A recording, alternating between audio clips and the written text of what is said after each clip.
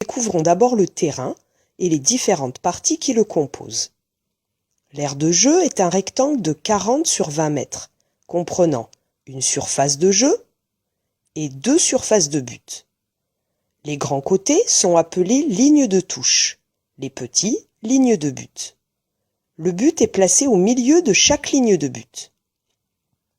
À 3 mètres, devant la surface de but, une ligne est tracée en pointillé.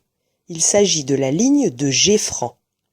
Entre la ligne de jet franc et la surface de but, un trait indique la marque du jet de 7 mètres. Au milieu du terrain se situe la ligne médiane, au milieu de laquelle le ballon est mis en jeu au début du match et après chaque but. Le joueur effectuant l'engagement doit se trouver avec un pied au moins sur la ligne médiane. Ses coéquipiers ne peuvent pas dépasser la ligne médiane avant le coup de sifflet. Que se passe-t-il lorsque le ballon sort du terrain? Si une équipe fait sortir le ballon en touche, l'adversaire remet en jeu le ballon à l'endroit où le ballon est sorti, en mettant un pied sur la ligne. Si un défenseur fait sortir le ballon derrière sa ligne de but, un attaquant le remet en jeu par un jet de coin. Par contre, si c'est un attaquant ou le gardien qui a dévié le ballon derrière la ligne de but, il n'y a pas de jet de coin. C'est le gardien qui récupère le ballon et le remet en jeu. Et les joueurs ont-ils tous le même rôle? Une équipe est composée de 7 joueurs maximum, mais tous n'ont pas le même rôle ni les mêmes règles. Parmi les 7 joueurs, les équipes disposent d'un gardien de but et de 6 joueurs de champ. Alors, voyons ce qui les différencie. Le gardien de but a seul le droit de pénétrer sur la surface de but. Dans cette surface, le ballon appartient au gardien et les joueurs de champ n'ont pas le droit d'y pénétrer, ni même de mettre un pied sur la ligne. Si c'est le cas, le ballon est rendu au gardien.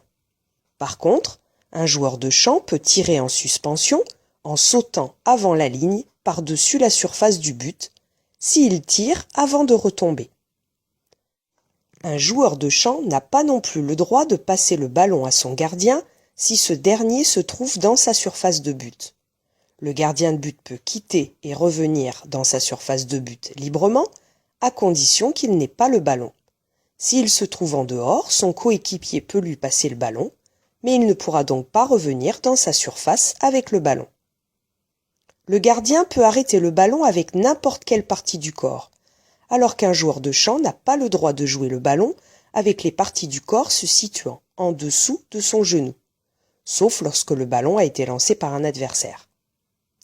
Le joueur de champ ne peut pas garder la balle plus de 3 secondes, et il n'a pas le droit de faire plus de 3 pas s'il a la balle en main. Pour progresser avec la balle, un joueur de champ peut dribbler autant qu'il le veut. Mais s'il s'arrête de dribbler, il doit alors passer ou tirer. Il lui est donc possible de faire 3 pas, de dribbler, puis de refaire 3 pas avant de passer ou tirer. Le gardien de but, lui, n'est pas soumis à ces règles. Il est libre de ses mouvements dans la surface de but. Alors, voyons maintenant quelles sont les fautes à ne pas commettre sur mon adversaire. Au handball, aucune brutalité n'est permise. Il est interdit d'arracher le ballon au joueur adverse ou de frapper le ballon qu'il tient entre ses mains, de barrer son chemin avec les bras, les mains ou les jambes, ou de le repousser, de le retenir, de le ceinturer, de le pousser, de se jeter contre lui en courant ou en sautant. Tu peux gêner ton adversaire, mais sans le retenir, ni le frapper, ni le pousser. Quand tu n'observes pas une règle, l'équipe adverse reçoit le ballon et le remet en jeu à l'endroit où tu as commis la faute. Ton équipe devra alors observer une distance de 3 mètres au minimum par rapport au ballon, jusqu'à ce que tes adversaires aient effectué une première passe. Si la faute est sifflée entre la surface de but et la ligne de jet franc, c'est-à-dire entre 6 mètres et 9 mètres, le ballon sera remis en jeu derrière la ligne de jet franc. Pour cela, toute l'équipe attaquante devra également se positionner derrière la ligne de jet franc jusqu'à ce qu'une première passe soit effectuée. L'équipe en défense, elle, devra donc se positionner sur la ligne des 6 mètres pour respecter la distance des 3 mètres. Si en commettant une faute, tu empêches manifestement l'équipe adverse de marquer un but, par exemple en tenant le bras de ton adversaire lorsqu'il tire, son équipe aura le droit à un penalty.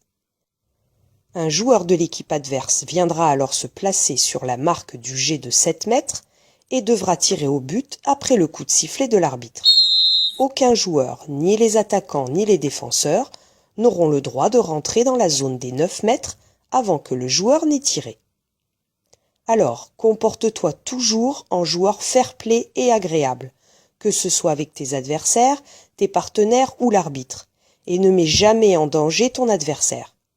Et si tu te comportes de façon antisportive ou si tu joues délibérément de manière déloyale, tu devras sortir du terrain 2 minutes au moins.